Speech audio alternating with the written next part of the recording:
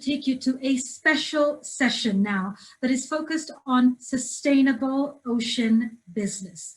Now, we all know it's very important to make sure we have aligned the African Integrated Maritime Strategy with the objectives of the Decade of Action, particularly with the ambitious goals and objectives that have been set out in the Ocean Stewardship Report 2030.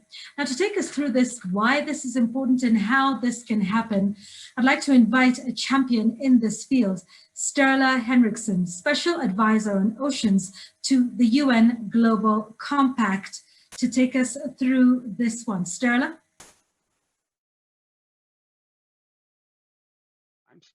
During today's session, we will discuss the role of the ocean and ocean businesses in the African region to deliver on the SDGs. And we have been allowed up to 1 hour discussing this, and we have an excellent panel of prominent speakers. We have Ms. Tulika Bansal, Senior Advisor on Human Rights and Businesses at the Danish Institute for Human Rights. Tulika brings extensive expertise to today's discussion, and her key areas of focus include human rights within the food and beverage sector, and the fast-moving consumer goods sector, where she has focused on fisheries and aquaculture.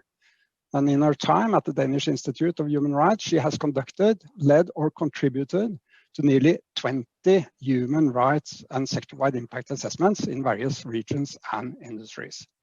Then we have Mr. Alexander Kennedy, Head of Sustainable Finance Solution at Standard Chartered, an international bank with a large footprint in Africa.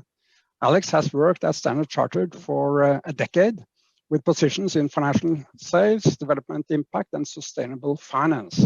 And in these capacities, Alex has worked to illustrate the positive impact of finance in Africa. He has also worked on exploring opportunities for social impact bonds, green bonds, and other socially responsible investments.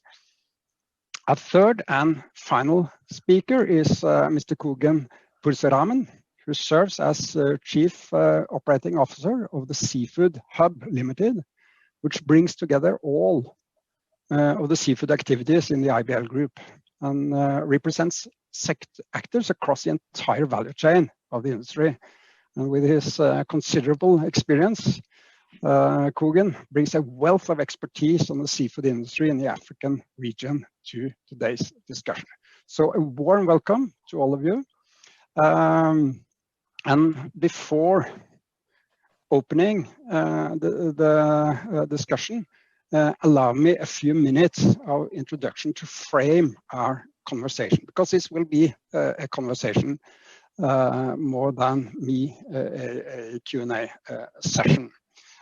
Let me also say, remember to invite all of you, listeners and audience. If you have questions, please use the chat function, and we'll see whether we have time.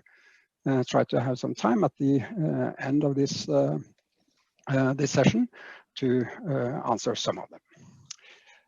But in framing the topic, the world is trying to recover from the current crisis, COVID crisis and economic crisis. Action must be scaled up to turn the ambitious targets set in the global goals into reality in 2030. And a healthy ocean is fundamental to achieving the future that we want, providing vast resources of food, energy, transport, as well as exciting industrial opportunities and economic benefits. The ocean has a critical role to play in inclusive, sustainable development. And today, businesses, banks, and investors are increasingly looking at the ocean for sustainable and profitable activities in line with the SDGs. And political momentum is also building. Yesterday, the high-level panel for a sustainable ocean economy launched a major report providing an ambitious political vision for the future of our ocean. And with 14 heads of state supporting this initiative, including African countries, Ghana, Namibia, and Kenya, the report highlights that a sustainable ocean economy, effective protection, sustainable production, and equitable prosperity go hand in hand. Since 2018, the UN Global Compact Sustainable Ocean Business Action Platform has convened leading actors from ocean industries, the financial sectors, NGOs, academia, governments, and relevant UN agencies to determine how the ocean can deliver on the global goals. And this collaboration has resulted in several influential reports and frameworks to set industry standards and accelerate sustainable ocean business opportunities. The Sustainable Ocean Principles were developed in consultation with hundreds of stakeholders worldwide to provide a framework for responsible business practices in the ocean. Signatories commit to taking necessary actions and incorporate ocean sustainability considerations into their strategy. And to drive ambitions towards implementing ocean-based solutions, the recent Ocean Stewardship 2030 report provides a roadmap for ocean-related industries and policymakers to jointly secure a healthy and productive ocean by 2030. And the report highlights that the ocean could sustainably produce significantly more food to provide adequate nutrition for the 820 million people worldwide currently estimated to be food insecure. As shipping moves about 90% of the world's goods, decarbonized shipping can be a key in increasing sustainable global trade. Offshore renewable energy is playing a significant role in mitigating global climate change. And in order for the ocean to provide the necessary resources to meet the SDGs, addressing pollution and innovating a more circular economy will be key to ensuring a healthy, productive ocean.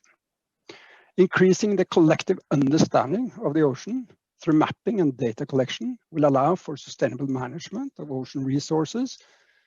And in addition to their contributions to sustainable development, these all represent large-scale business opportunities. As financing will be a critical enabler to meet these objectives, the Blue Bond Initiative of the UN Global Compact looks to encourage issuance and build a cohesive understanding of what constitutes blue.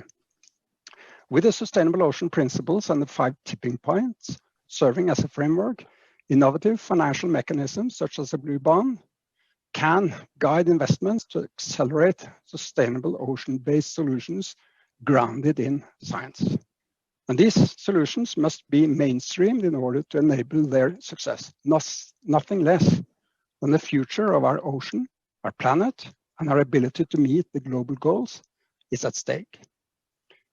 And with this background, we can all agree that the ocean has a particularly strong role to play in delivering on the global goals in Africa.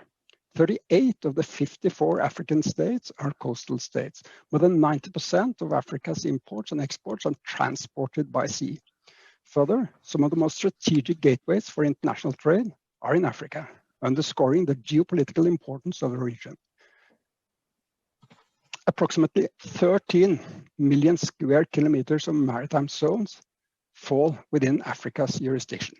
Thus, there is a vast potential for the ocean to support sustainable development in the region.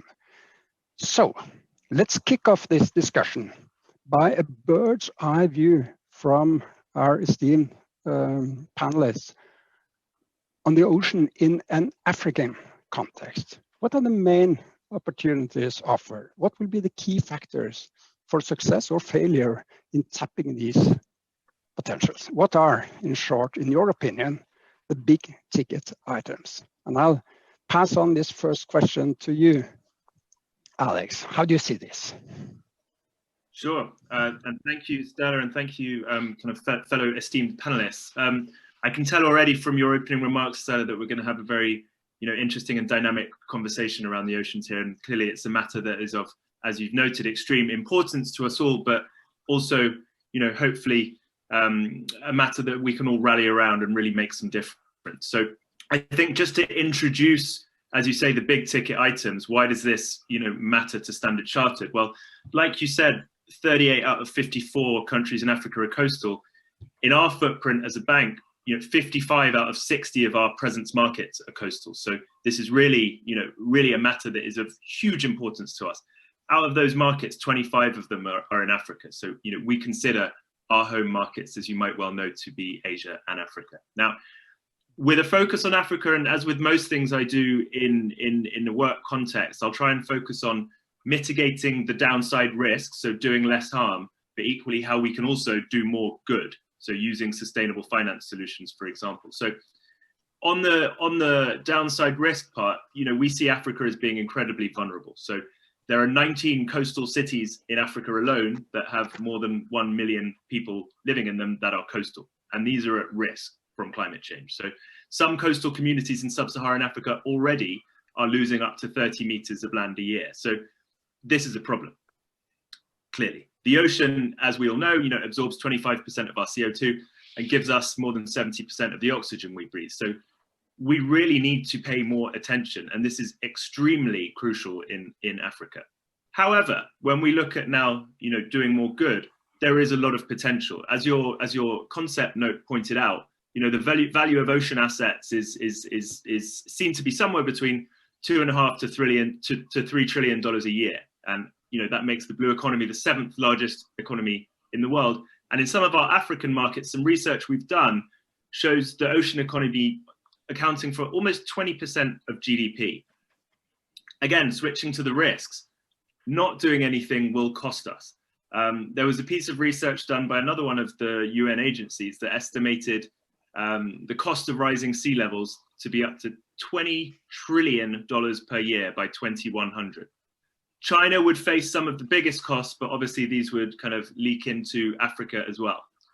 I think it's worth saying, with one eye on the doom and gloom, sure, Africa might suffer some of the most disproportionate effects of climate change, having done the least to deserve it. But one thing I will pull out, we recently did an socioeconomic impact report into our financing, and we focused partly on offshore renewables. Now, an interesting fact here, what our calculations showed us is that if you take the amount of CO2 that will be saved by offshore renewables, and you take that, for example, in, let's say in Uganda or Kenya, or you take it in Bangladesh, and you compare that to OECD markets, actually the way you work it out is based on a country's grid emission factor, so the makeup of power on that grid.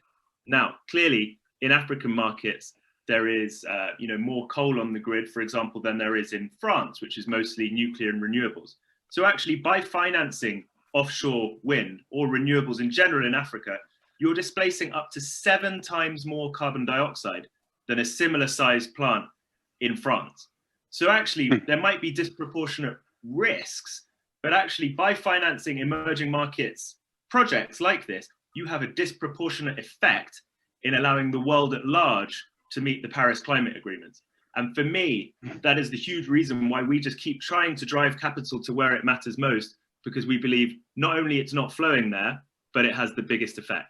So I look forward to hearing from the other panelists, and also look forward to a dynamic discussion afterwards. Thank you so much, Alex. I think what you say about the disproportionate risks and effects is really crucial. I also think your point that the ocean economy constituting such a large part of the GDP also means that the costs and consequences of inaction in this area will be massive.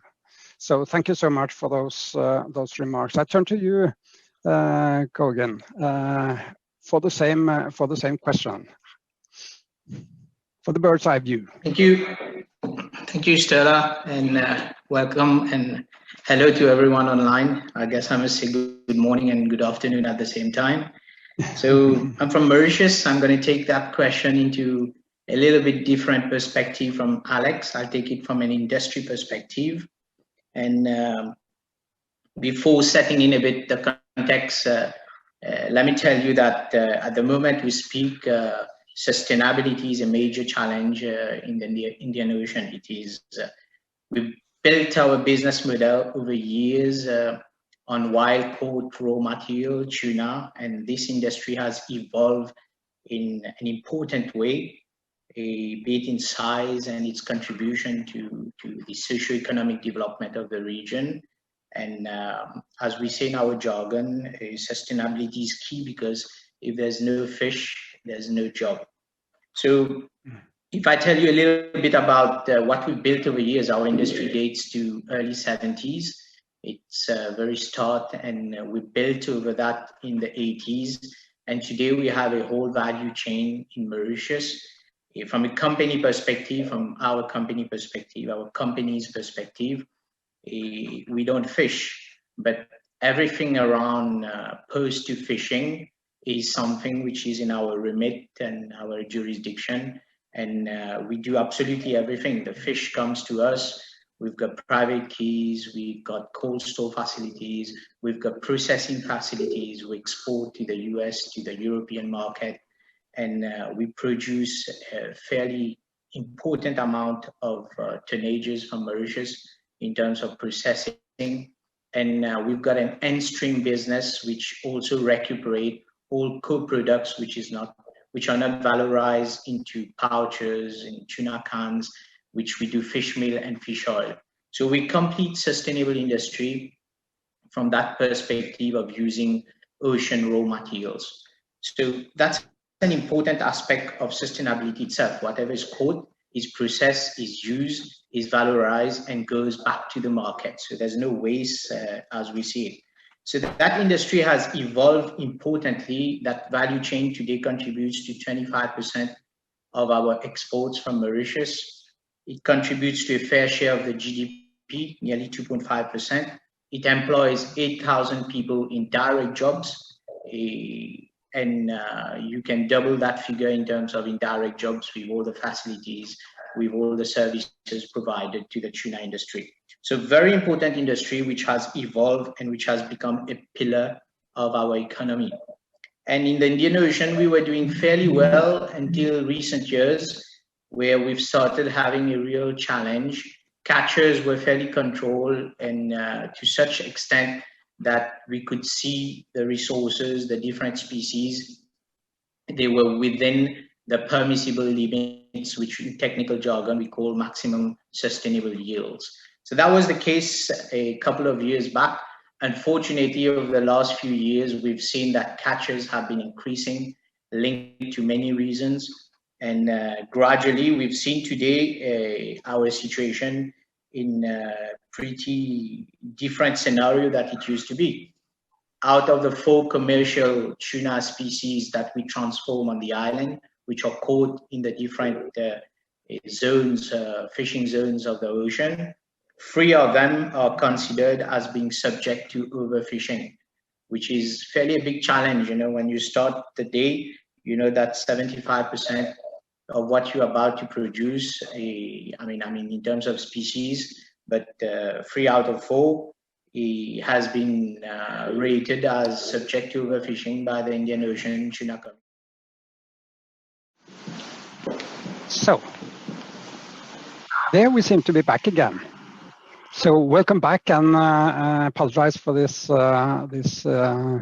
involuntary break. I don't know if there was something you said, Kogan, that triggered this this interruption. But and I don't know how much you were interrupted in your intervention. I think the important point that I noted before we were interrupted was the importance of the fisheries sector to Mauritius and Africa more in general, but also what you highlighted about the balance between, on the one side, resource extraction and fisheries and the contribution to the economy, but on the other hand also, as you said, that 3 out of 4 tuna stocks were now fished to their sustainable capacity.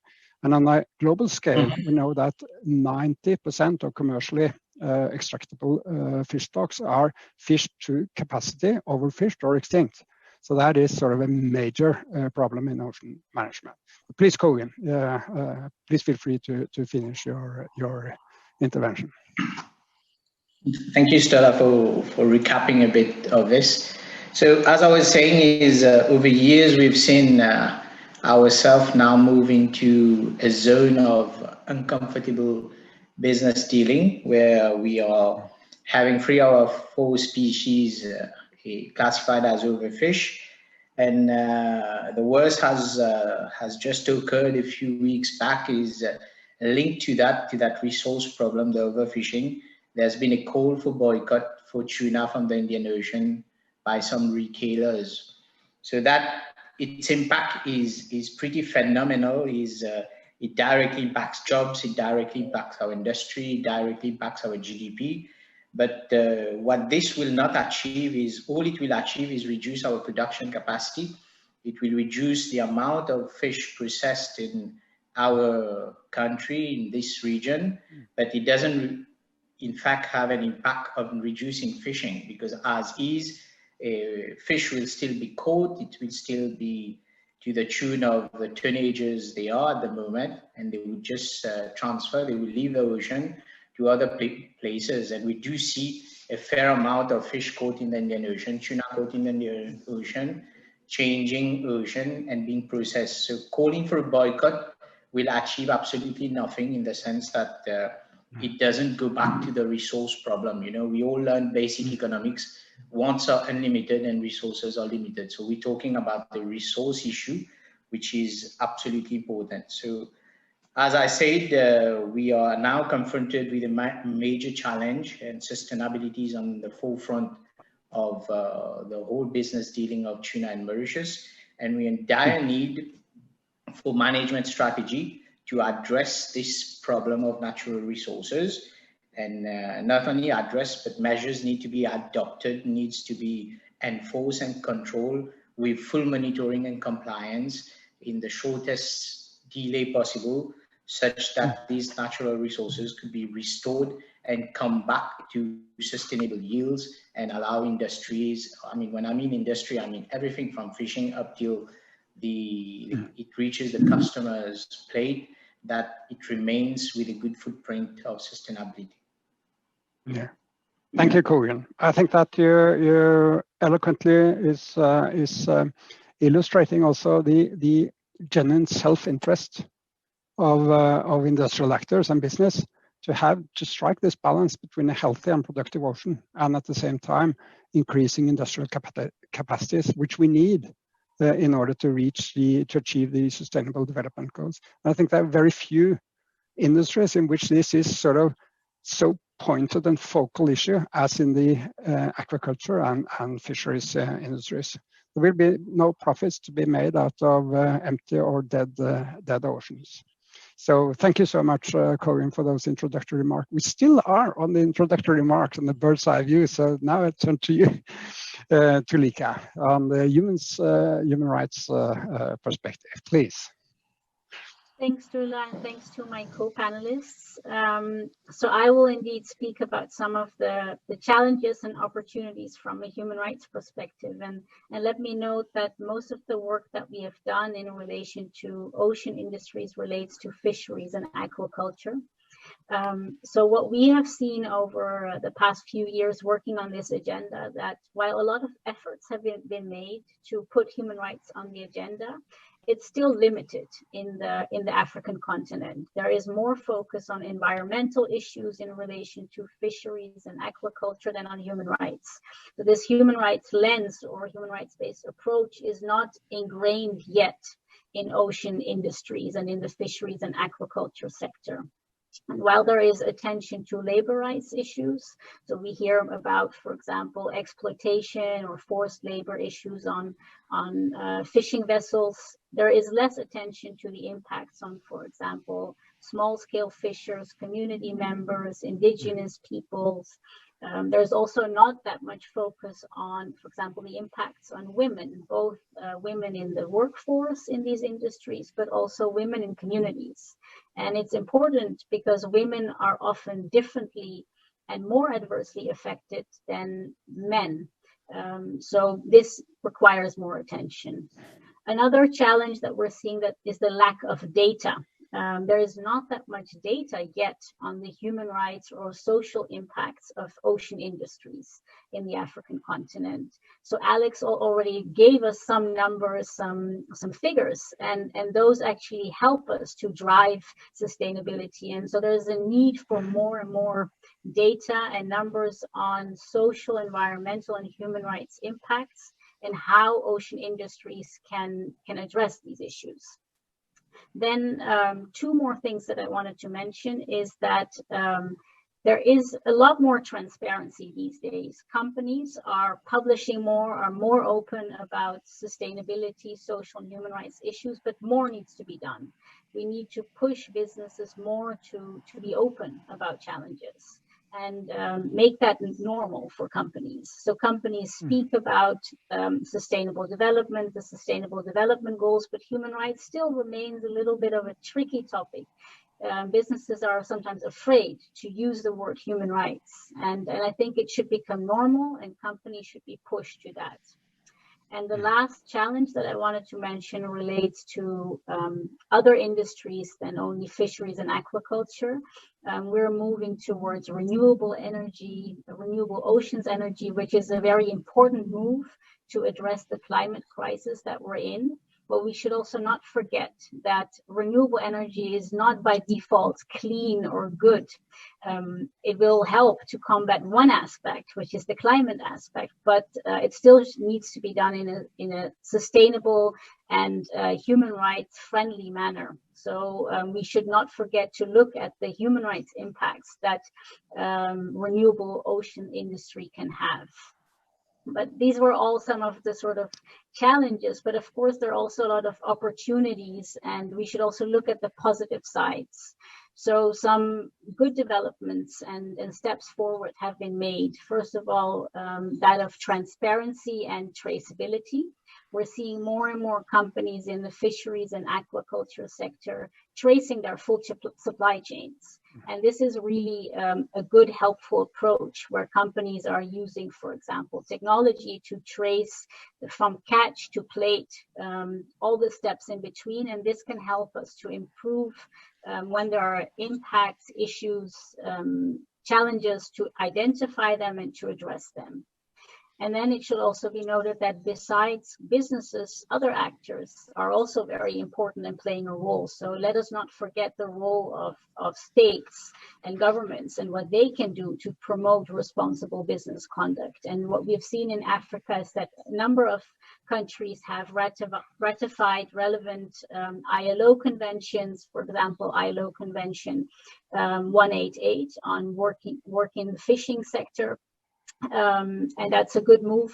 So more countries should ratify that convention. And we're also seeing governments that are developing national action plans on business and human rights that then can regulate businesses across the country in being a responsible business actor. So we're seeing movement, we're seeing companies and other actors addressing issues and taking human rights more seriously and elevating it to a higher level. So I think there's a recognition that ocean industries are important for the African continent. There are still challenges, but also a lot of opportunities. So thank you so much, Tulika. And I think that's very important, of course, the optimism and opportunities that you're highlighting, but also that there seems to be sort of a loop-sided, if I interpret you correctly, focus on the environmental aspects, whereas the human rights aspects, labor aspects is not that much, or at least human rights aspects are not that much in focus. And I want to remind everybody that there are sort of in the UN Global Compact's 10 principles, we have 4 categories of topics addressed, and they are human rights, they are labor rights, they are anti-corruption, and they are environment. So environment is but one of these categories of topics to be addressed. Also, I think what you said about women being disproportionately affected, that seems to be also the fate of the continent itself, as Alex alluded to. Now, since we have been a bit been cut short on time because of this involuntary technical and unforeseen technical break, we will not be able to cover all the topics, but one topic which I think is very important is how the finance industry and the financial sector can be an enabler in driving developments in the right direction. And I know that you have been working for many years on this, Alex. So could you just please give us sort of what will be what is the finance industry approach to this, and how is the finance industry enabling and rewarding companies aligning their agenda, strategic agenda, with the SDGs and with the 10 principles of the UN Global Compact, please. Great, sure. No, and I'll try and be as snappy as possible. I think I'll start with how I think we could do it better, and then I'll touch on some elements that I think, where there's already been significant successes. So I think, focusing on Africa and looking at, all of the myriad threats that we've heard today regarding the oceans and communities in the oceans, I think what we really need to do is figure out how we can learn from other successes in the sustainable finance sphere. So particularly green finance.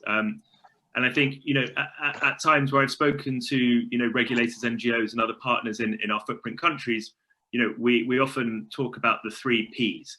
And that's kind of how we can do it better. So those are partnerships, platforms, and products. So I think to create a sustainable blue economy in Africa will require a lot more collaboration between the public and private sector. So both sides have huge roles to play in creating these sustainable finance solutions. Public sector is going to be great at ensuring that there's a great regulatory and business environment to tackle, the risks that are harder to quantify, whereas the private sector can bring capital. So, solutions like blended finance, for example, where public money is used to spur on that private investment into sustainable product projects, they have to play an important role. I think also private investors, from my experience, prefer platforms in order to channel financing into a scalable solution, so to turn millions into billions. Standalone projects, sure, they can help deal with specific challenges, but to really get that capital moving to where it matters the most, platforms become really important. And that touches on some things that you talked about earlier, Stella, in terms of frameworks. So we've seen these be very well adopted in the green finance sphere, so the Climate Bonds Initiative, the Green Bond and Green Loan Principles, etc.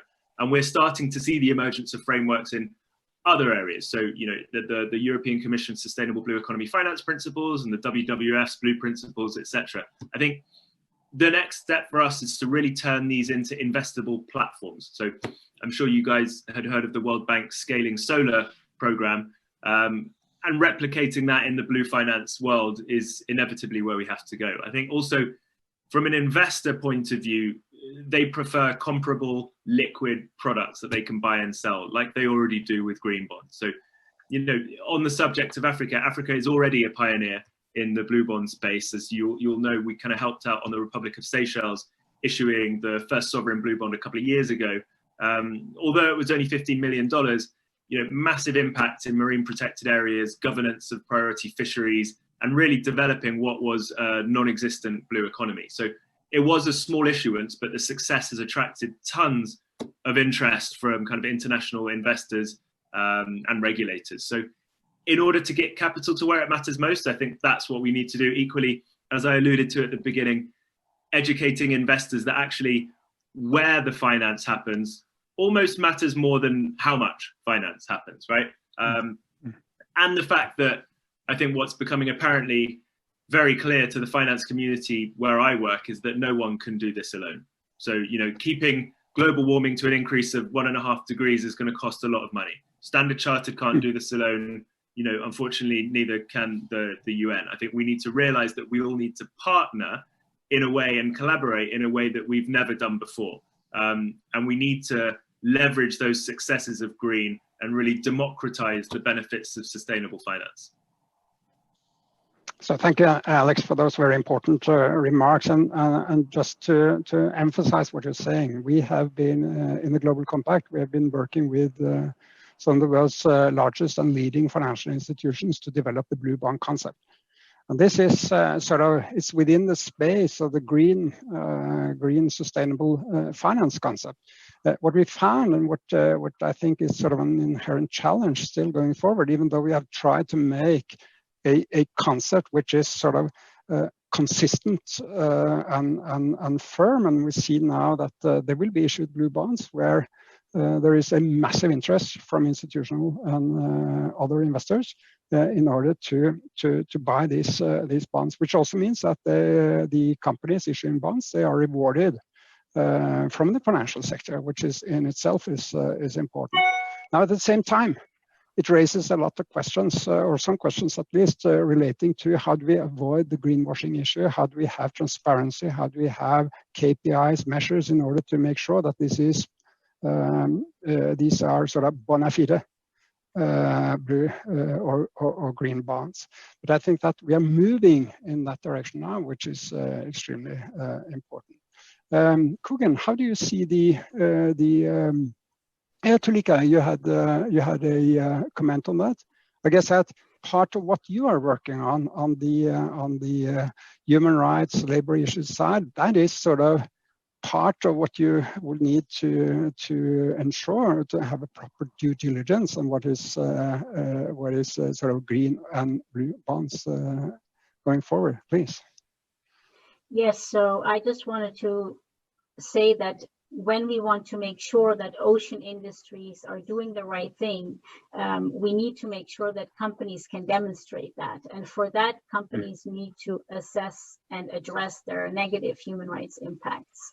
And so I think that is extremely important. Companies need to adhere to this framework of the UN Guiding Principles on Business and Human Rights, which is the authoritative framework on the topic of business and human rights.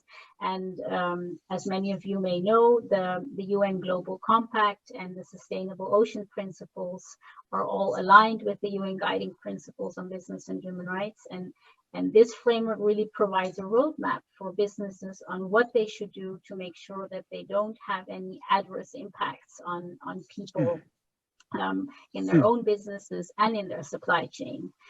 So I just want to reiterate that that's extremely important for businesses to adhere to human rights. And when companies say that we want to commit to the Sustainable Development Goals, that is a very good approach. But let me quote a quote from the UN Working Group on Business and Human Rights. The most significant contribution that business enterprises can make towards sustainable development is to prevent and address adverse impacts on human rights through effective human rights due diligence. So I would like to keep it to that, to say that companies can contribute most to development and to the people in their environment by respecting human rights. Yeah, thank you, Tulika. Very important, very important points. And I think before turning to you, Kugan, again, let me say that from the Ocean Action Platform at the UN Global Compact, we believe that in order to achieve the Sustainable Development Goals, we need to mobilize business. We cannot make this without business. This is not merely a topic of public policy and regulations, even though that is also a very important part of it. But we need business to step up and come forward. And we need them to stop doing what is harmful to the environment and to society at large, and to start doing to do no harm and to do some good. Personally, I believe that if you are to develop a sustainable business model, you need to be part of and contribute to a sustainable society. You have to be part of the solution, to be on the right side of history. And what we see now is, I think, two quite important developments. One is the finance sector that we talked about now, where concepts are developed, where we are now rewarding companies which are aligning their business strategies with the SDGs. They achieve finance on better terms and conditions than those who are not.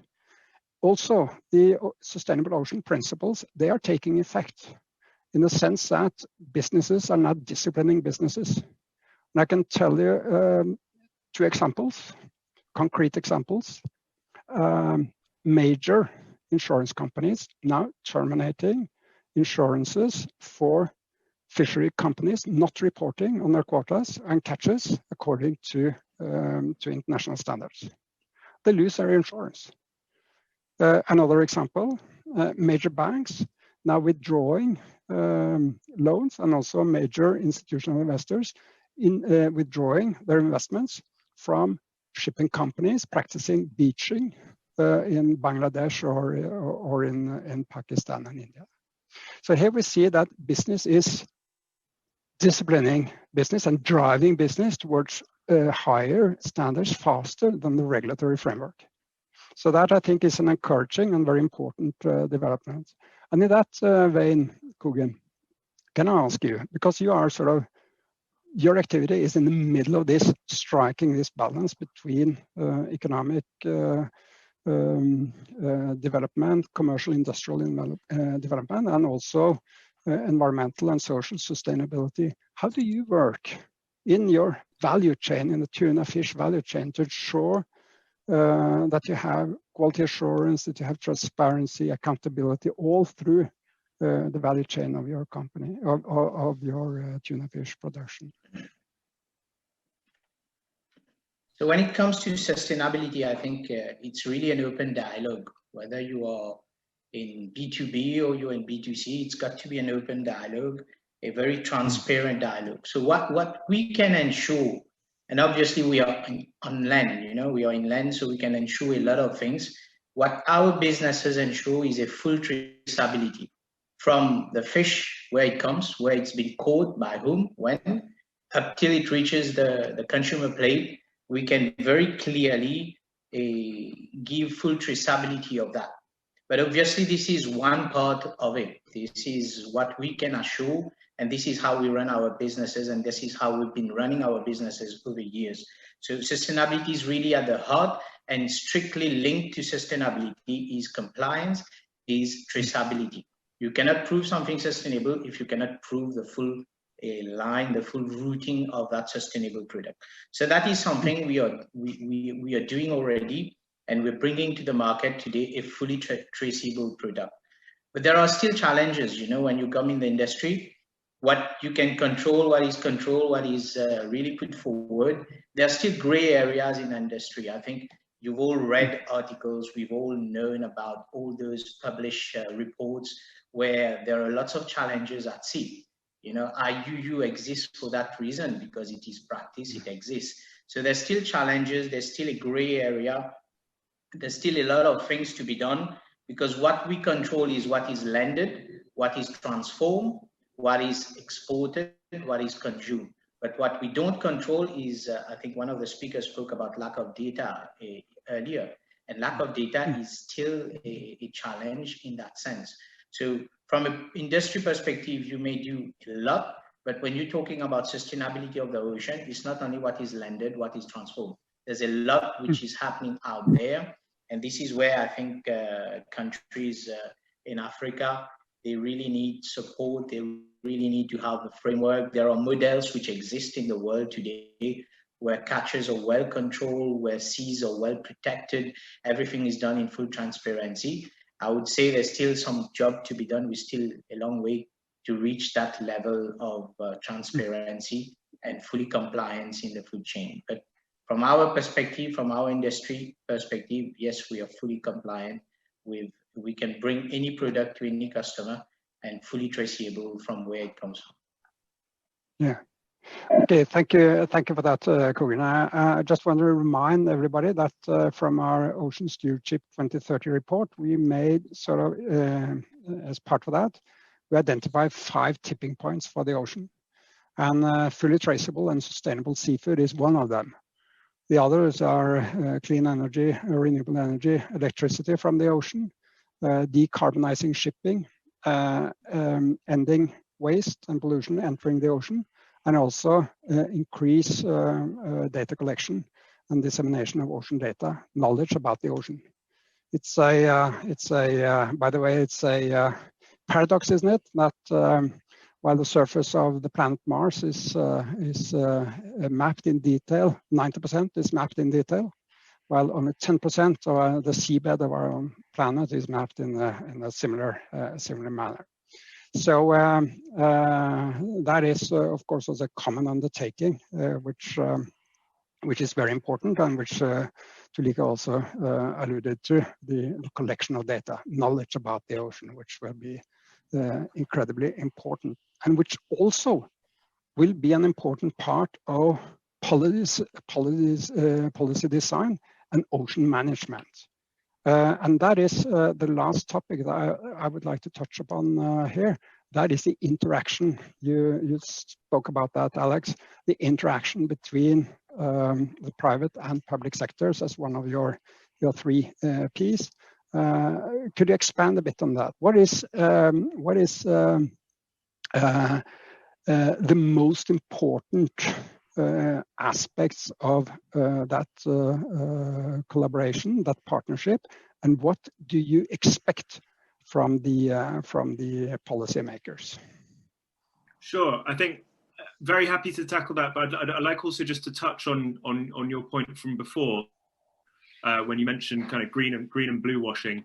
I think clearly this, as you've clearly well pointed out, this is the industry's biggest risk at the moment, and it's something that we're so conscious of. I think there is, as Tulika also said, lack of information and a lack of transparency on impact, and equally there's a bunch of different standards and conflicting definitions and frameworks in place. I think standardization really does help as nascent markets grow, and it will really protect us against these risks. I think equally it's worth saying, when issuers, either issuers that we help issue or when we issue our own sustainable debt, I think it's worth noting that you make a commitment to annual reporting, not just on kind of what you've spent the money on, but also the impact of that. And that's been hugely successful in green bond world. And you can see issuers' impact and allocation reporting really showing some great color on the benefits of the projects and equally the additionality of them. So would they have happened anyway?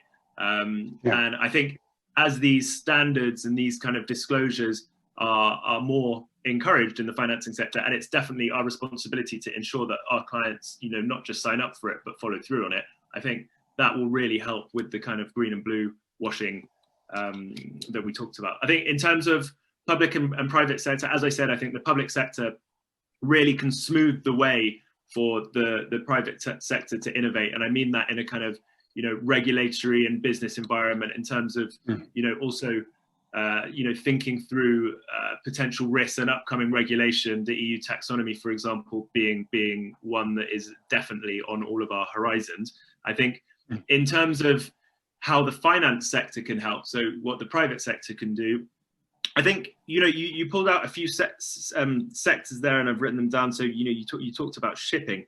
So we are really focused on not just dark green, but all shades of green. So transition is going to be a massive theme for us in this year and next. So how do we help the shipping sector actually transition to lower carbon?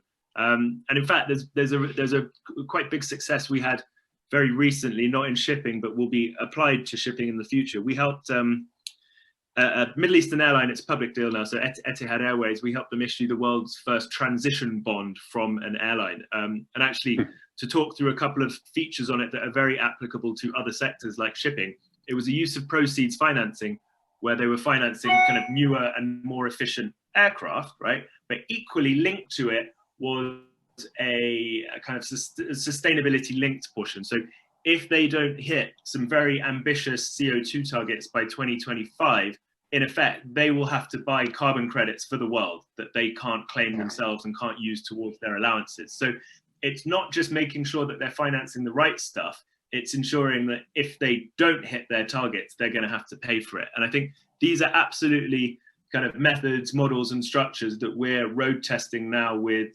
other aviation clients and with shipping clients to try and make sure that we can really help the industries that need to transition in the kind of most efficient and fast way possible.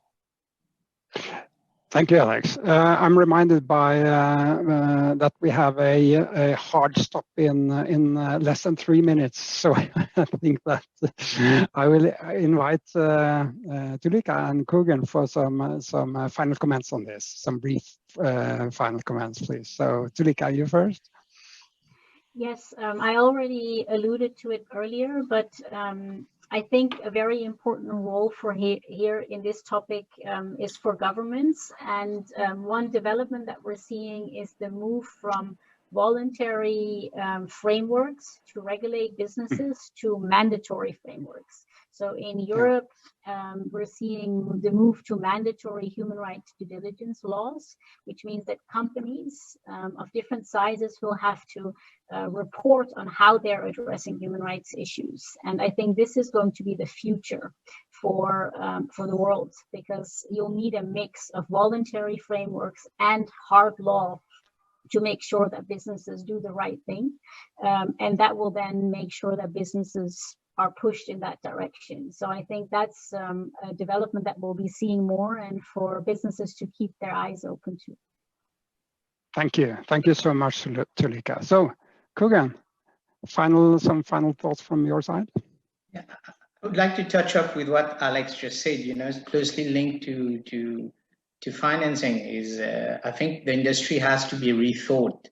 I think the famous adage is doing more with less is what the turning point we are at the moment. I think all over the world we've reached in terms of fishing to the optimum capacity is not if we haven't exceeded. So doing more with less is what we need to think. I think on the biotechnological part of the business, when it comes to Africa, I think we still have a lot of co-products, byproducts, a lot of waste which can be valorized, which surely need a lot of R&D, technological innovation, and massive investment. For instance, in Mauritius, we've decided that we've now reached an optimum capacity, and beside the giant of tuna has also said that they are not investing in tuna anymore.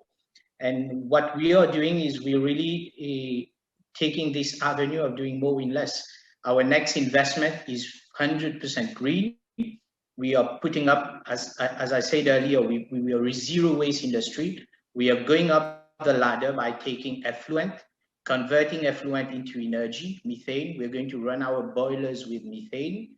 That would displace phenomenal amount of CO2 a year, and would probably be in cans and pouches to the different markets with much less footprint than anywhere else.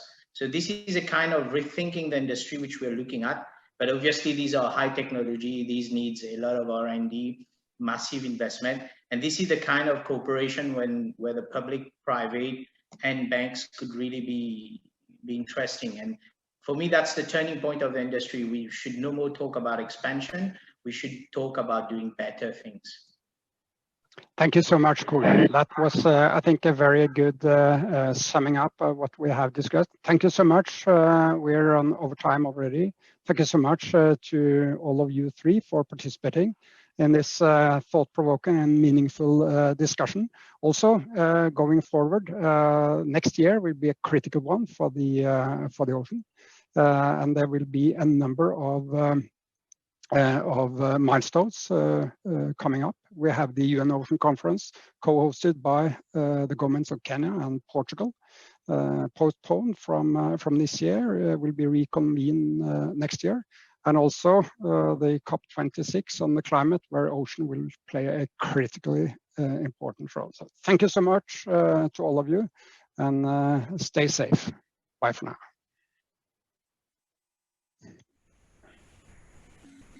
Sturla Henriksen, thank you so much, and your panel as well, for that insightful discussion on funding in that very critical sector. And, thank you also for being, very resilient, I'd like to say, considering we experienced a bit of an outage there with Zoom. So thank you to all of you for being very flexible and dynamic, and to, of course, all our attendees as well. Had a brief outage with Zoom, but we're back on now. And just to make up for lost time, we just want to let you know that the next breakout sessions are already in progress, and that's the three of them. The one regarding resilience in Nigeria, particularly with regards to accounting for nature, all to do with the CEO Water Mandate that was launched with the aim of bringing state and non-state actors together to collaborate on issues around water resource management. And then there's the other breakout session that is also currently in play, that is the Sustainable Investments one. And finally, on tackling corruption and the effect on sustainability, some local examples from Nigeria and indeed others within the region.